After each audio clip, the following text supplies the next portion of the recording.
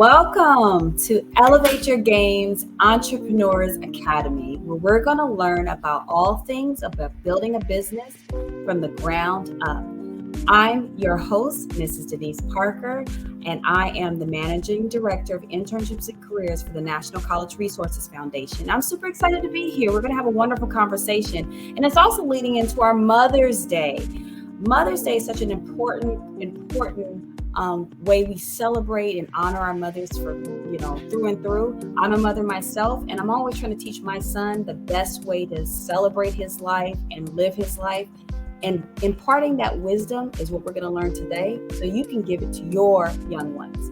Again, I'm your host, Mrs. Denise Parker, and before we get started in meeting our special guests, I'm going to make some announcements. Bear with me. All right.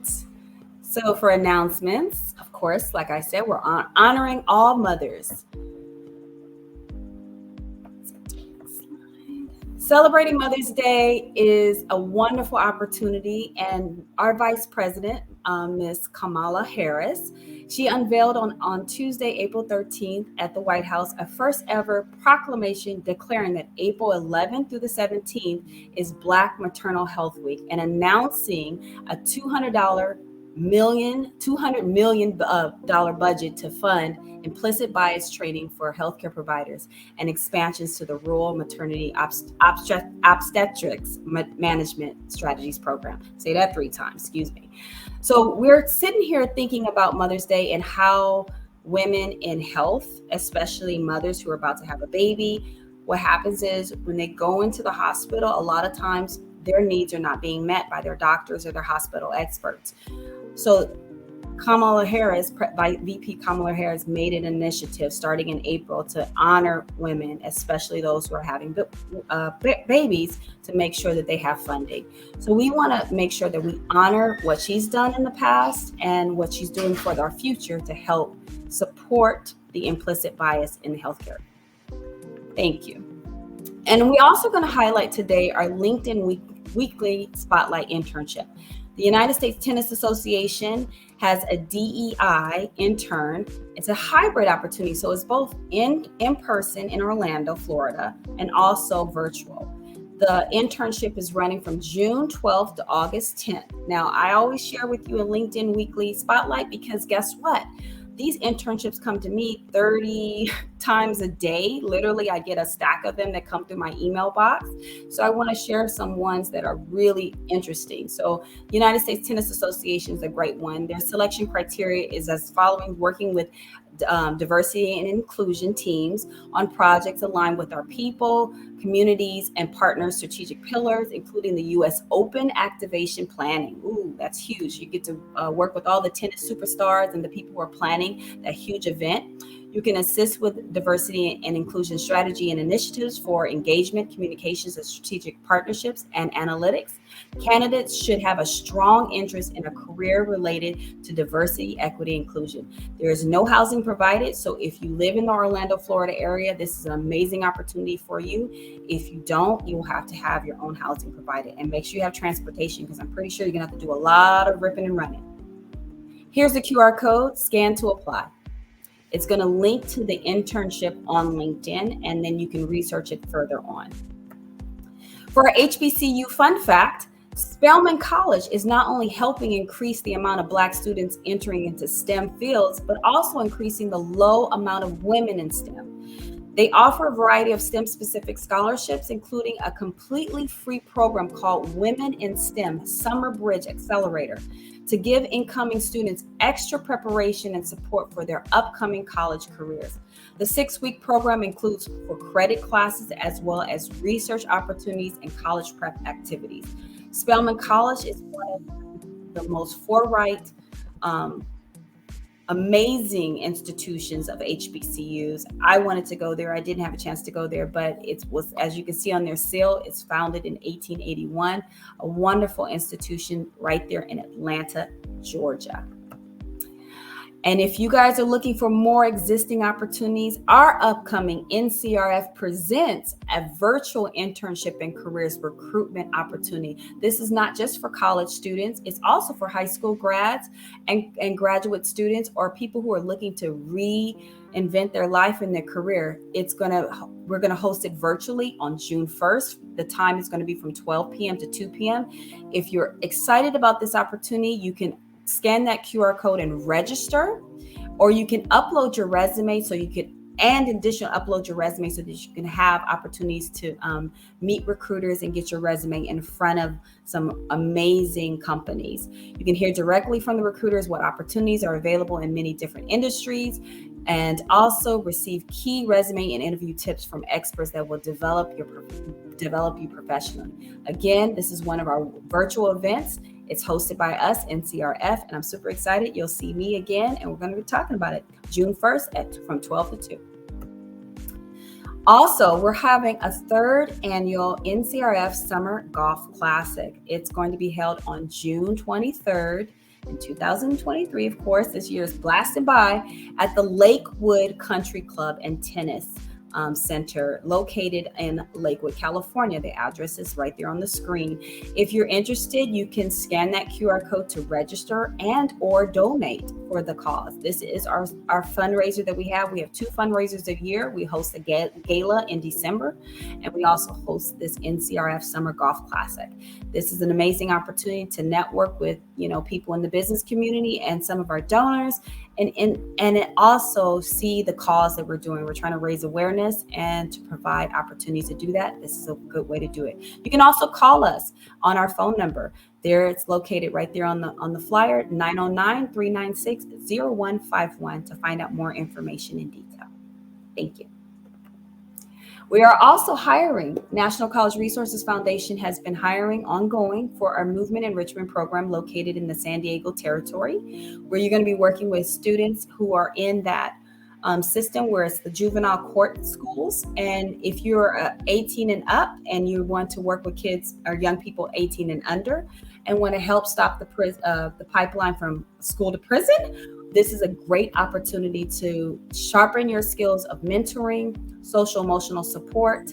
English, math, and tutoring skills are necessary for you to be a part of this role. And if you have a car and you can get there, that'll be great. There is going to be a background check, and if you're a college student or a recent grad, you should apply. You can email tsel@ncrfoundation.org or scan that QR code to apply. And we also want to highlight again and again, our partner spotlight is T-Mobile. They have various roles and locations throughout the country and parts of the world. If you have a high school diploma or GED, or you're a graduate or in college, this is an opportunity to work with people and learn to build your skills. They will train you on the spot. There's growth in the company, and there's tuition reimbursement for those who qualify. Great benefits after 90 days upon completion of your onboarding process. You get salary plus commission for your sales roles. Here's the QR code so that you can find out more information. You have wonderful benefits, including health plan, family benefits, service discounts for your T-Mobile services, education assistance. Those are just some of the wonderful benefits that they offer. Again, scan that QR code. They will also be joining us for our virtual internship spotlight coming this June 1st. And for those of you who want to get more savvy in your business development and setup, there's a workshop that's in person, but I also want to highlight this is a program that's associated with the MBDA, the Minorities Business Development Agency. That's a huge organization that's federal, but then there's sub-agencies such as the PACE agency that's located in Los Angeles, and they help you develop your business, startup courses that they give you to help you gain your knowledge and your experience, to make sure that you're not just setting up your business just for yourself and for your family, but you're setting it up for long term with business plans, with obtaining the necessary permits and licenses, how to secure access to capital through grants and loans. This is a wonderful opportunity. Just learn about the MBDA and the SBA and what they have to offer, and the PACE program. So you can scan that QR code, find out more information about the program. If you're located not in the Los Angeles area for this in-person event, there's plenty of opportunities in your local cities and major metropolitans throughout the United States, because these are national programs that major cities have at your fingertips, and most of them are for free.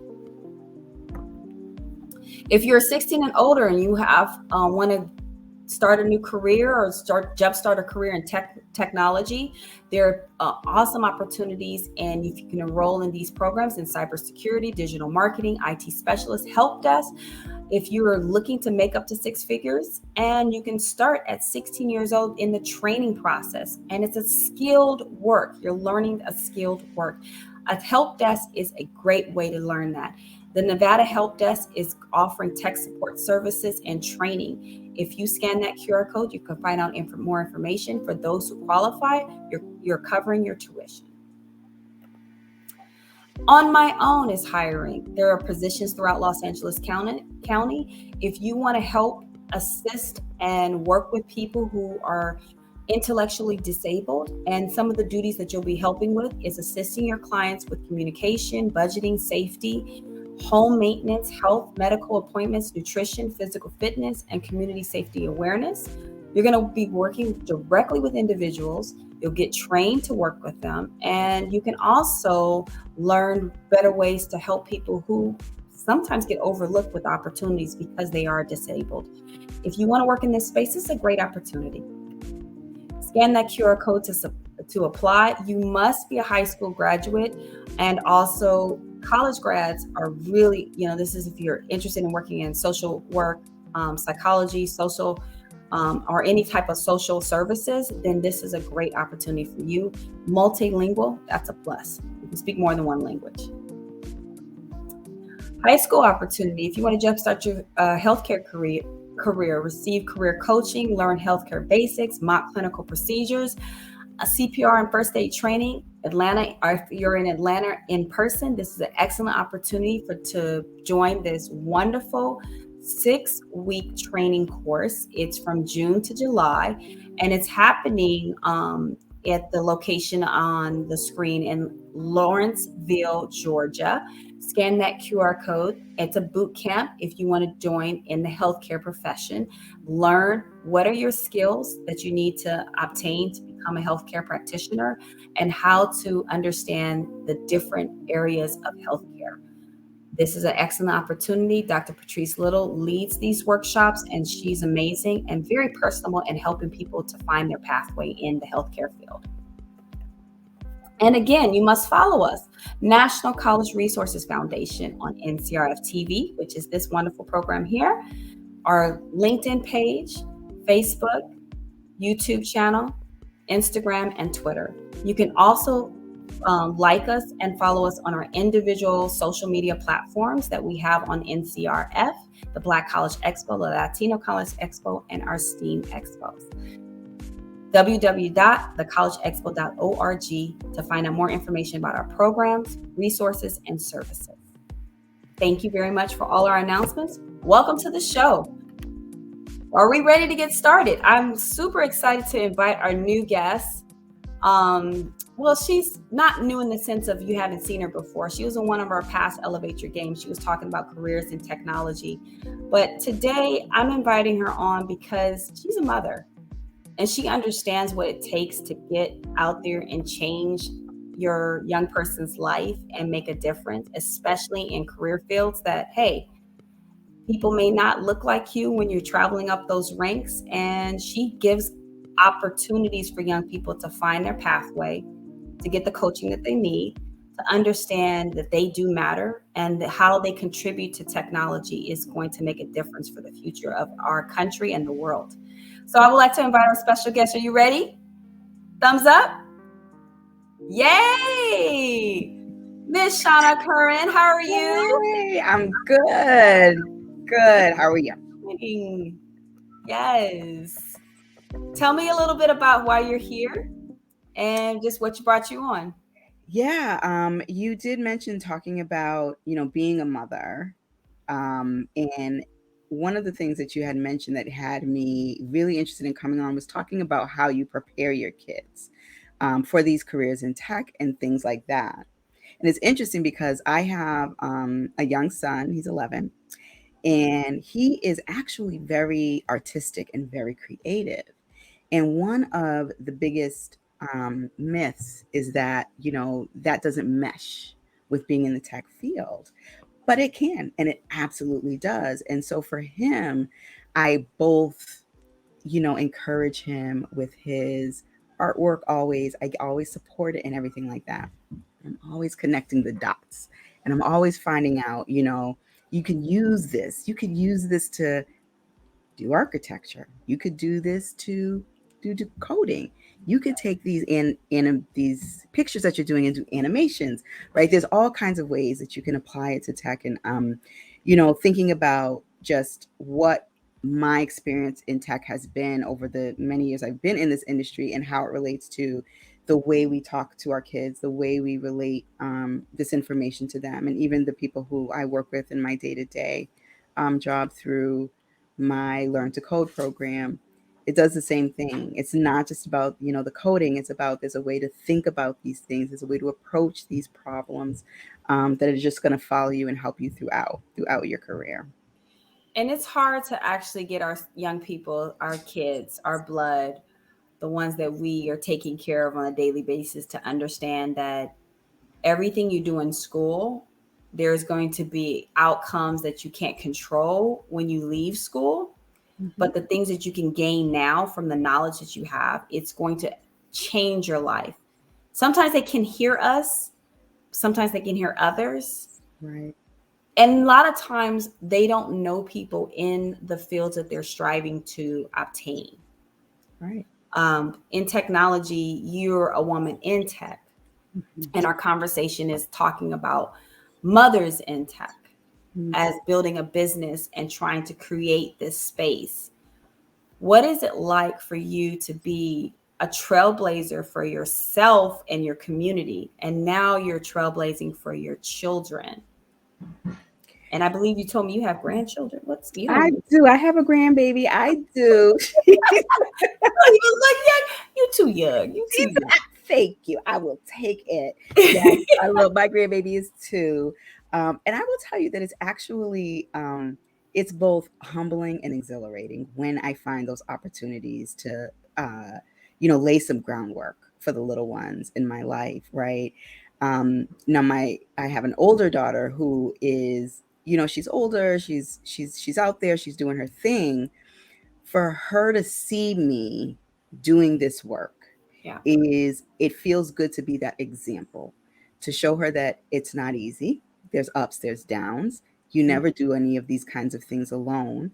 She herself has been part of, my own growth in business. Every once in a while, she's jumped in and helped where, I've been able to connect the stuff that she loves. She's also a creative. I don't know where I got all these creative kids. I am not an artist.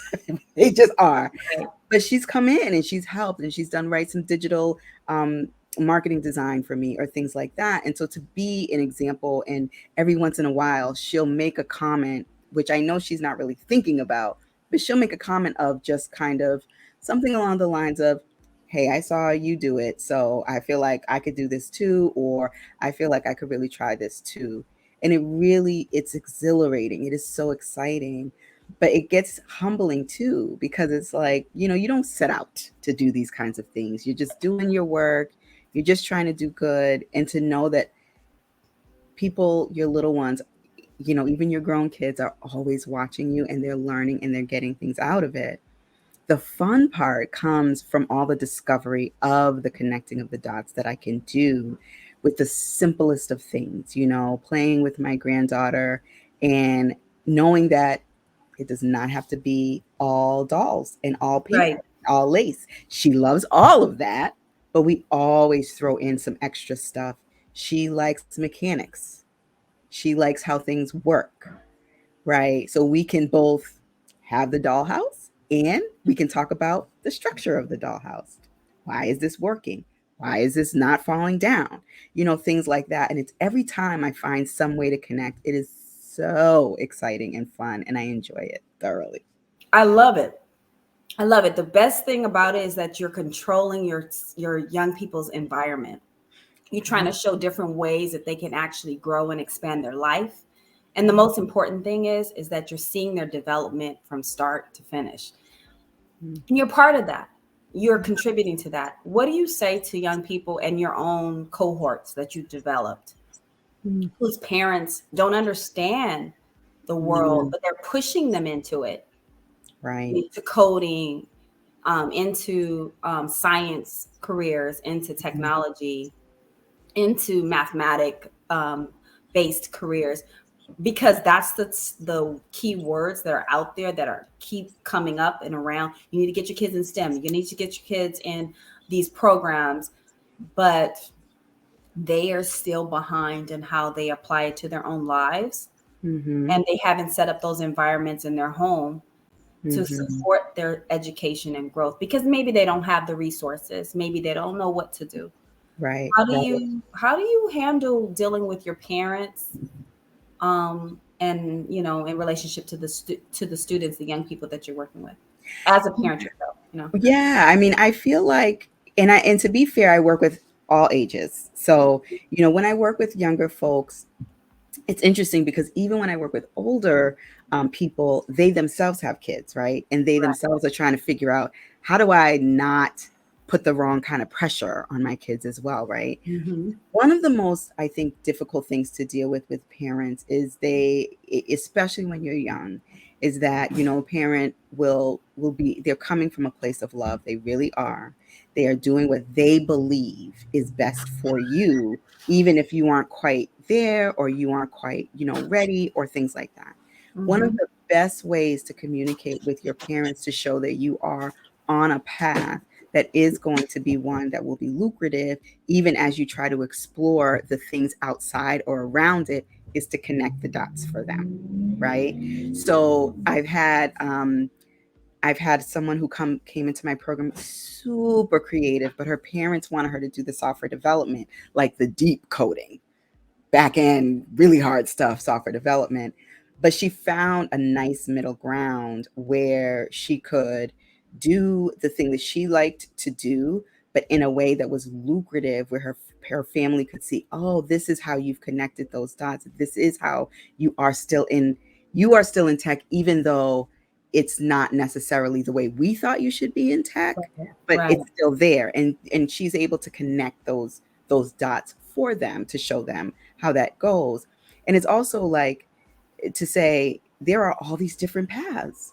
And especially if you have a parent who is concerned about your earning potential, if you can say there are all these different paths and they all can make me over 75,000 a year, and I want to explore these, and I want to look into, Right. these things, and it would be great if I could have, X, Y, or Z around, or dabble in this.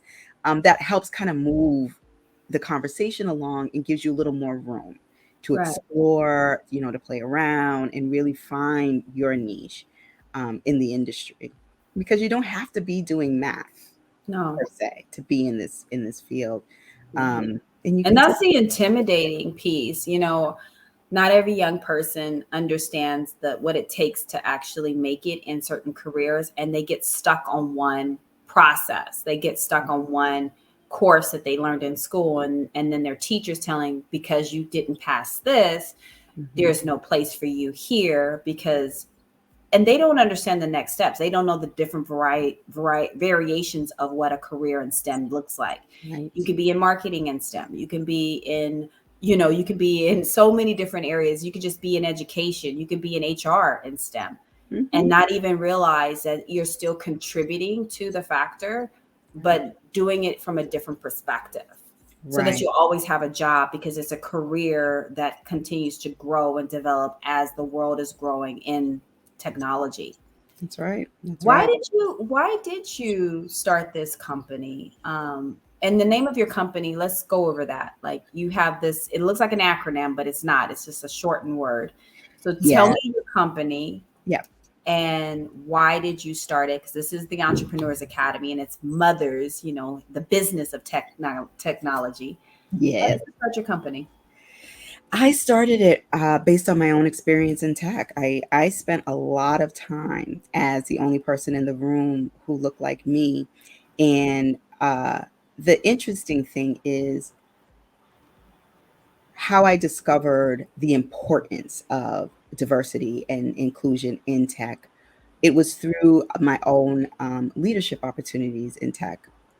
Right. I started out also like in the weeds, doing very technical things, IT support, web development, backend software development. But my path did lead me down leadership. And I would unfortunately get only the leadership opportunities for teams that no one else wanted. And these were usually global teams that, they were dispersed or teams that were overseas. And I would find that those teams were usually the sum total of diversity at our companies, but then on the US side, it would be just me. Just me as the only Black woman on the team. But, I would do the work.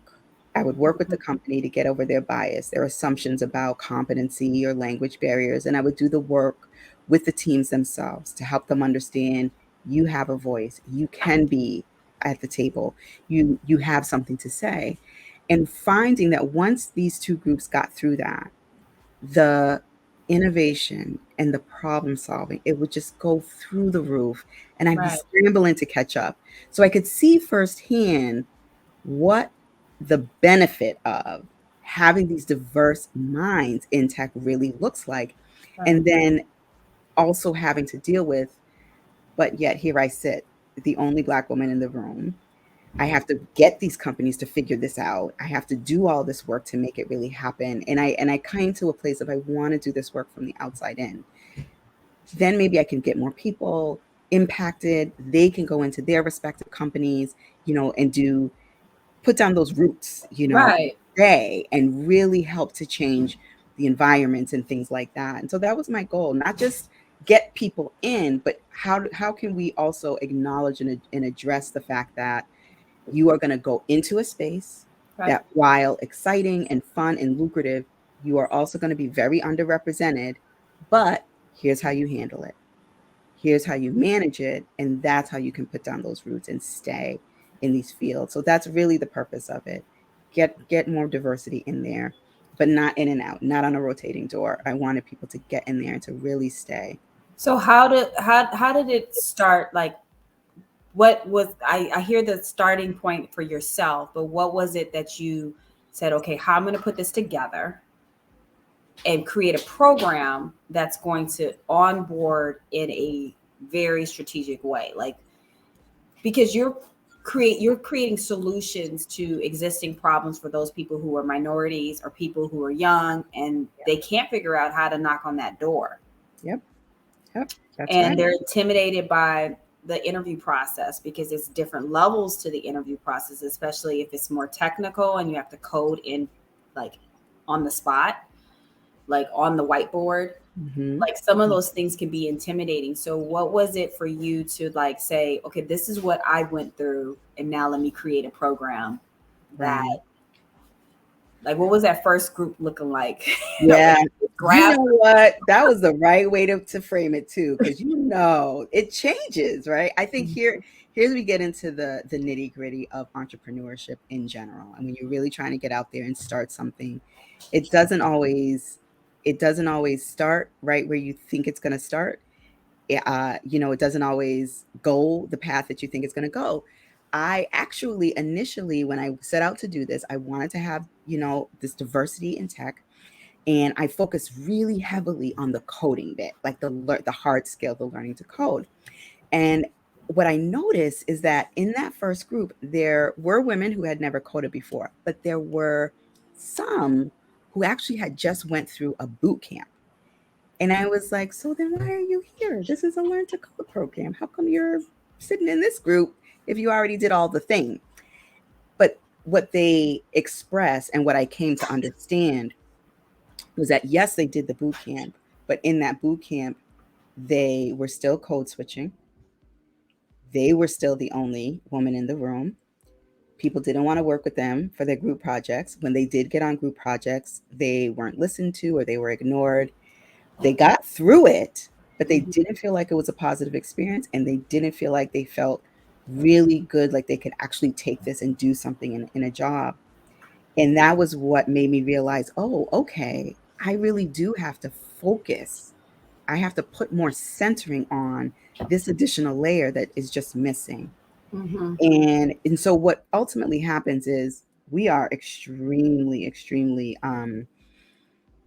interested, vocal with whatever feedback we could get. We're constantly asking for the feedback. We're constantly, checking for how people are feeling, how people are doing. Are we meeting your needs? And we take all of that information and then we adjust for the next cohort that comes through. And then we adjust again for the next cohort that comes through. And I think that's part of what being a business owner really is being both having a plan, getting started, however you can get started, but also having some flexibility and being willing to pivot and being willing to let things go that aren't serving you or the people you're trying to help. And so, from that first cohort to this cohort where we are now, it's definitely very different. But one thing that hasn't changed is the the impact, the purpose.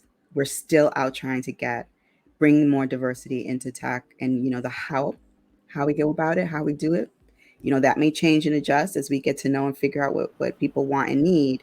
But we always get there, and so I you like know, that you have you did a .org, meaning a nonprofit, mhm. and your 501c3, or what's No, your oh, on its way. what's your It's on its way. We're almost there. you're almost there? Okay. Almost So you're there. in Yep. that process, which Yep. takes time.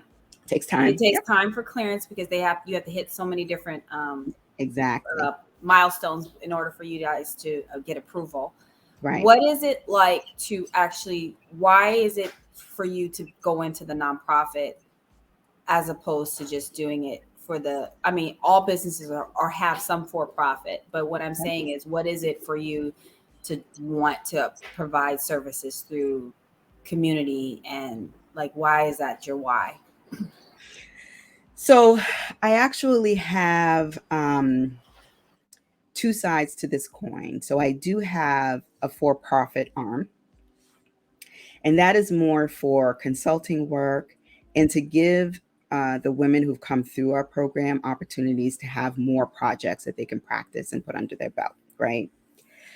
But the learning aspect of it, that I felt really needed to be a nonprofit for a number of different reasons. One of them is that we work with local business owners, small business owners, that it's woman owned, owned by people of color or another historically marginalized group.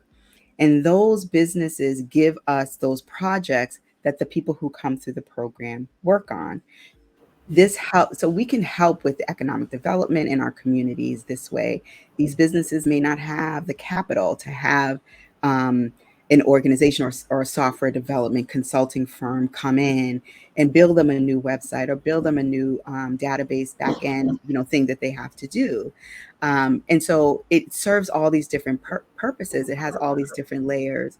The people who come through the program, because these are the kinds of businesses we work with, they they start to look at tech in a different light. They start to see it as, oh, I can impact my community by being in this space and see how that can work and how that could happen. And then they themselves can go right and pay that forward or push that forward and do whatever work they need to do in their own communities. Like some ladies have left the program and found other local small businesses Right. and helped them with their websites and stuff Right. like that.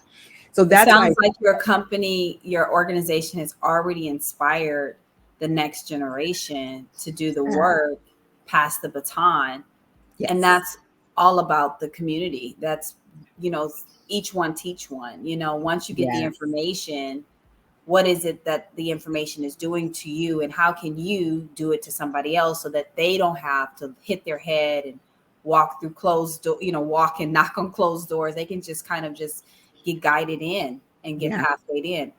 That is very important for our organization that's why another reason why I have you on, you know, multiple times, because this is important to hear from the perspective of people out there doing the work in the other parts of the country, Yeah. and they see that it's not the deeper the need is so deep, it's an abyss.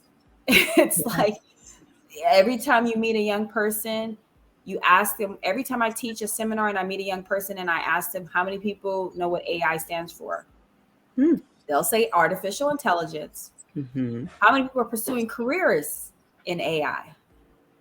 Probably 2% of my entire 15 seminars that I teach across the country raise their hand.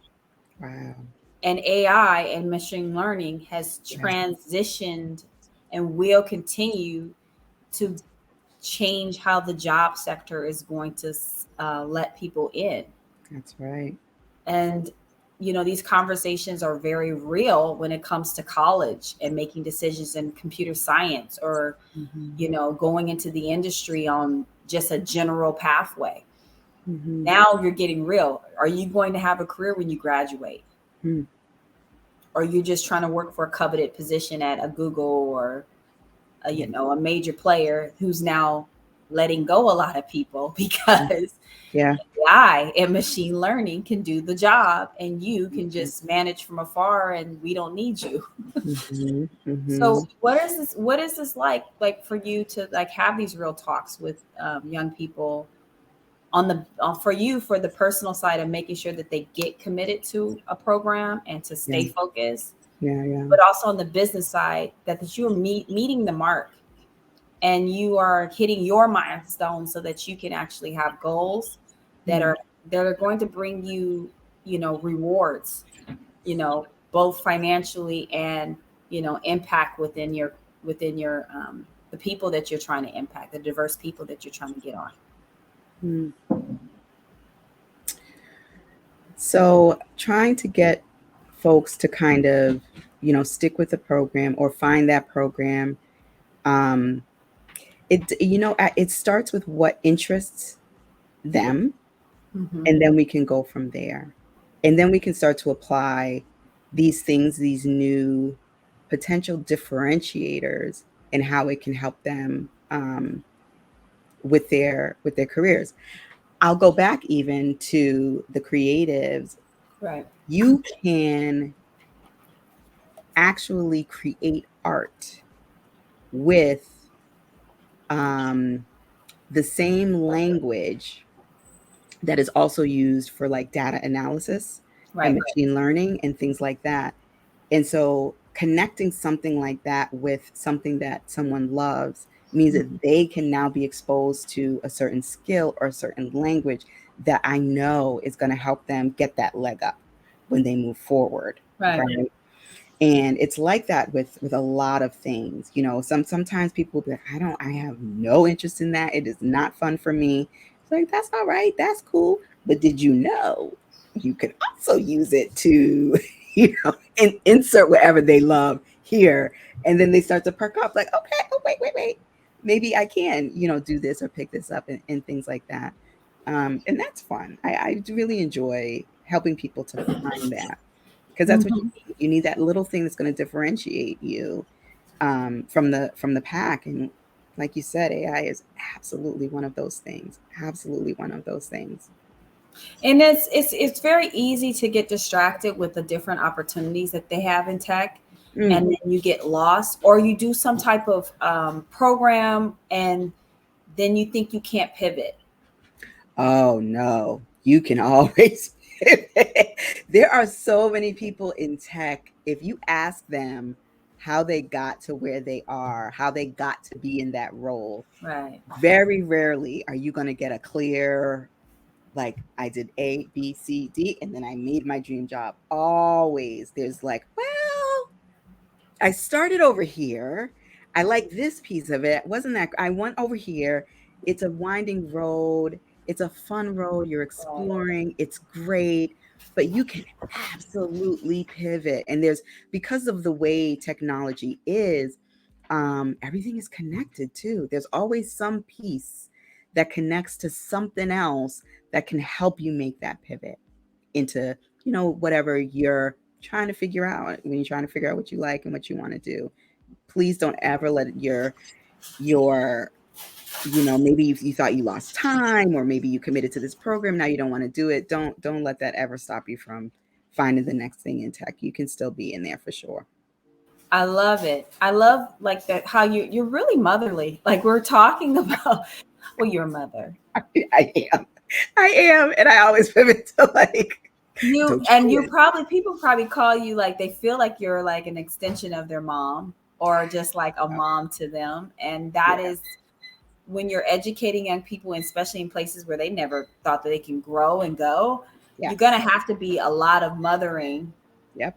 to make sure you say, I believe in you, you can do this. Yes. And that's important to hear and see from your perspective. Most time when I talk to people in tech, they're very, I don't know, they're excited, they love they're very passionate, but Hmm. they're also so serious that it's also intimidating.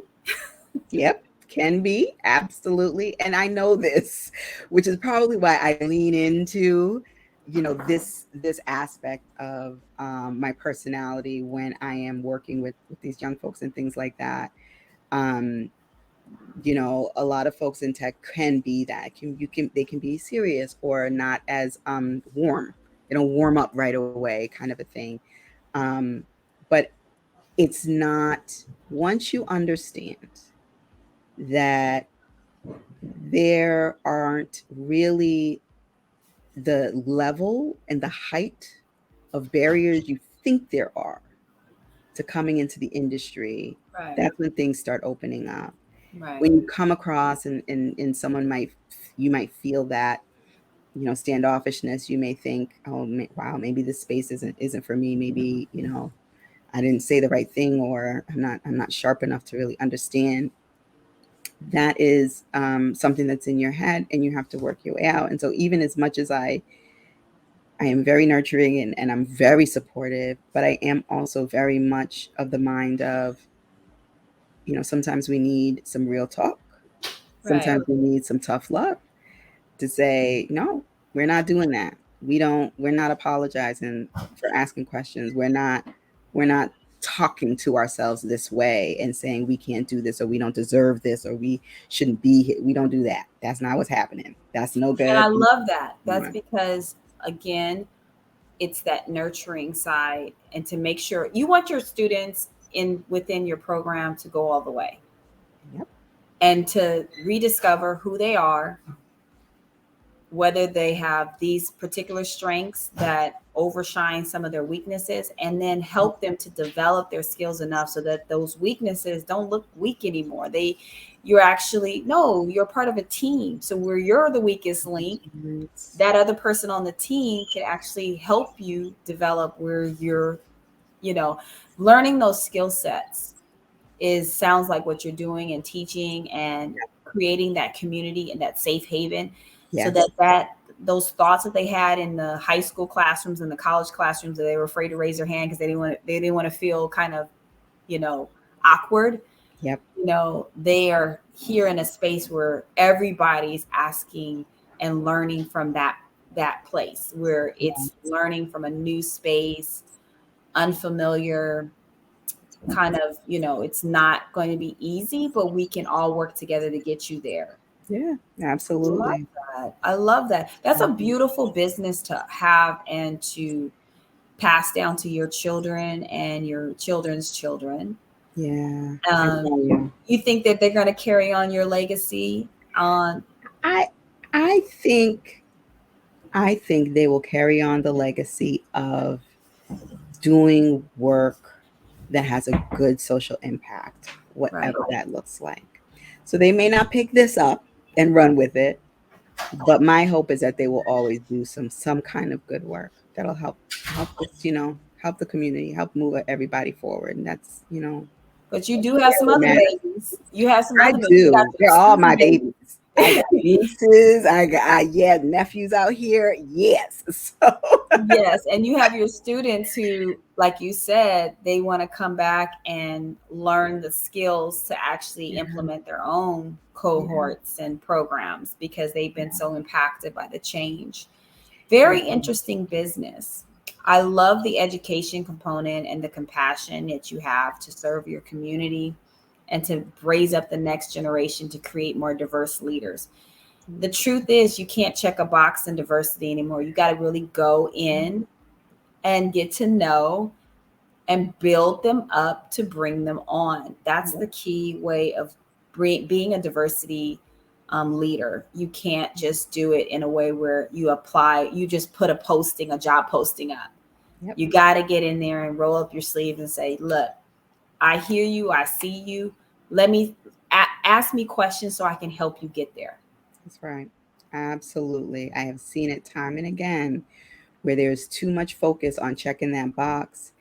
And my question is always, don't tell me how many diverse hires you've made. Tell me how many diverse people you've kept.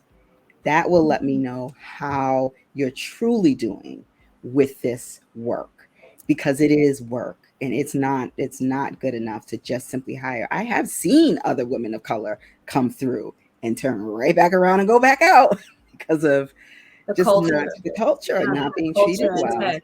The culture Yes, in tech is exactly. very male. It's very, you know, I have my clients too who I talk to on a daily basis who work for major companies, and they're constantly putting their head down. Like, I didn't think it was going to be like this. You Mm, know, we're all young. We're all, kind of excited about this new idea, this new innovation, and mm, it's constantly being, discovering and creating something new from it. yeah, And it's a struggle. It's a struggle to make make the connections within the organization to actually be happy, not yeah, just happy with your paycheck and your livelihood, but happy in your workplace, right. And happy in your skin. Oh yeah. happy in your skin, happy in your skin. Well, Shauna, I think this is amazing. What can you leave to impart? Here's your website. What can they find on your website, Hmm. in your business Um, website? Hmm. they can find any information needed about the program itself. We have applications are always open. We do a rolling application. Our next cohort starts in January, and we give away one scholarship a month to the program. Oh, that's So, nice. yes, because there is a cost to attend the program. However, we also know that we don't want that to be a barrier for people either.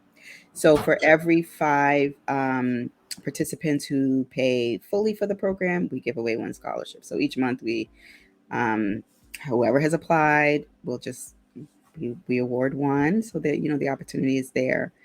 And then I'm also available if anyone ever wanted to reach out or had questions about technology or being in the field, or their environment, or how could they get into it more. Happy to answer those. Yes, there's your email there. Shauna at STEMenergy.org. Yes. Kind of spelled out a little different. But Mm, one of the things that you did mention too in the past too is just how it is important to actually stay connected. You're mhm. also on LinkedIn, Yes. and you're a LinkedIn teacher, trainer Yep. doing a course. What's the course that you do on LinkedIn so people can find out more about that? And Oh, yes. That is part of LinkedIn's inclusive tech series, and it is about breaking into the industry. And that course goes into um, getting the job, keeping the job, and thriving in tech. So, maybe a little bit past the usual. Here's how you break in. Remember, I'm all about you staying and putting down those roots. So, I go into that a little bit more in that class. I know that we're coming to a close, but there's something that I can just sense and from just your energy, just you talking about this. Mm, So often have you met so many people who've been intimidated about the whole entire process. And probably you too were once in their shoes, intimidated by the process, mhm, going through it.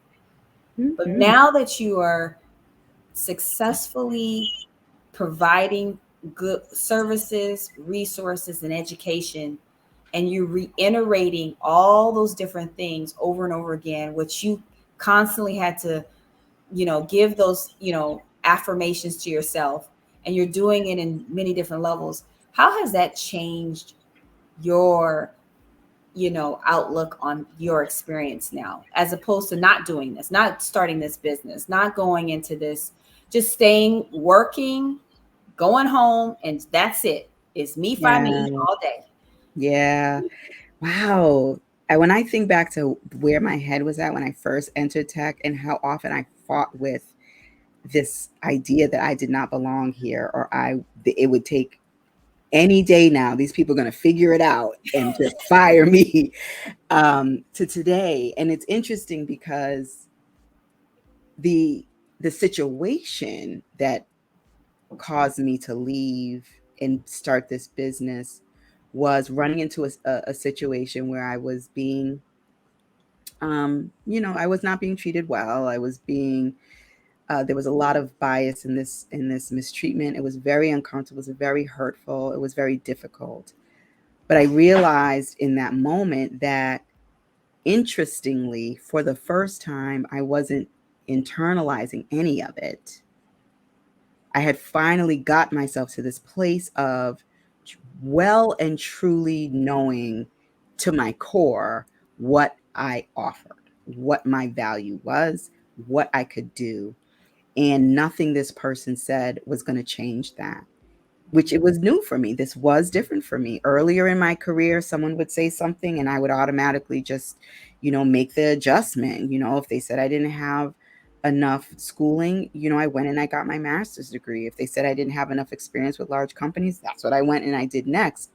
But eventually I started to realize that some of this is just noise, and it doesn't, in excuses. It really didn't have anything to do with the work I was doing, the value I was truly providing. Hmm. And so choosing to step out of that Right. and come into this, entrepreneurship thing was, um, definitely, it's odd because it's both validating, Right. but also there is a lot of, um, like, I guess, another layers of learning and everything that I had to do. It's hard. You can't. Starting a business is not easy. And even though the business is supposed to be an impact, right? All these questions of, is this the right thing? Am I focusing on the right stuff? Right. Do people even want to hear this from me? Or Right. are they going to sign up? There's all these other things. So it was another layer of affirmations that I had to do, strengthening that I had to do, learning that I had to do. But each time I connected with someone in my program in a really personal way, in a way that I could help them, move them some forward. I could relate to some past fallen down thing I did, or some past, issue, or whatever I did. It just brings it home that not only is this work important, but it's necessary, it's needed. There are many, many, many, women out there who need this. And I am uniquely positioned to share my story and help them get to where they need to get. So it's interesting. It was both, like I said, it was validating because it was like, oh, I'm strong enough to do this, but also like I got more strength. I got more strength to build, to really keep going and moving this forward. Well, I think that is a great way to challenge and to continue to grow in those challenges. Like, you are your best opponent. Like, you're discovering that the noise that they were telling you, go get this, go do this, you don't have enough this, it was actually you were your own opponent in that space. That's Because right. instead of having that intimidation as the, leading, oh, they're going to discover that I don't belong. No, I do belong, because I'm so confident. I can handle everything that you throw at me. And then I still keep coming back and asking for more. What else do you want to, as opposed to saying, Yes. I'm not gonna, no, I don't need any more. Yeah. Let me change the conversation. This is what you guys need to do for this to work. This is what needs to happen. That's And right. you had ownership. That's what I'm hearing. You took Yes. ownership of your career. You took ownership of the way it was being projected on you. Right. And then you took ownership in a different perspective by owning a business within the space that you already was working in. And Yeah. that's the key thing in tech. People miss the mark when they get those great paying tech jobs. The Hmm. company downsizes and they don't have a pivot. And that pivot can easily be starting your own business within the industry you're already in. And because Yes, they're so comfy absolutely. in having that house and that car and those Yeah. vacation and those healthcare plans, they're like, well, I don't want it, but do it while you're working. Do the Yeah. little work. Develop this Yes. while you're there. The network, the connections Absolutely. while you're there. Yes. Right? Yes. Yes. Yes. Oh, girl, yes. I just had a class on freelancers. We had a freelancer come in, talk about, the different ways. And that's another way, even you can get into the industry if you haven't. You find that you try things out, you do these projects. But if you're working and you start to build a little bit of something on the side like that, Right. yeah, you're going to be okay. You'll be just fine. And that really will help you to pivot. This is good. Any Absolutely. final thoughts that you want to leave with our audience because they're striving to become an entrepreneur, whether they're in technology or Mhm. any STEM related career? Any advice, the final words of wisdom? I would just say to truly trust in yourself. Just because, you make a mistake or you go down the wrong path, it doesn't mean that you yourself aren't worth this journey. And it is a journey. There's always going to be adjustments and changes and things like that, but just always have faith in yourself. And you'll be able to work your way through the the crazy. It is crazy, but it's doable. It's totally doable. Thank you, Shauna, for joining us. And thank you to our virtual audience for watching this wonderful presentation on a special edition of Elevate Your Game, the Entrepreneurs Academy's Mothers in Tech. They're raising the next generation of STEM leaders. And it's important that you guys hear these conversations because you need to see people that represent the diverse areas that we're trying to get there, but you also need to see the people behind the scenes who are doing the work in a very impactful way. Again, thank you to Ms. Shauna Curran for all the things that you're doing. And here's your website again, just for the final piece. And it's at enrg.org to find out more Mhm. information. And here's her email. And thank you again. Until next time, this is Mrs. Denise Parker for Elevate Your Game. We are here to serve you from college, careers, and beyond. Thank you for joining this Entrepreneurs Academy edition.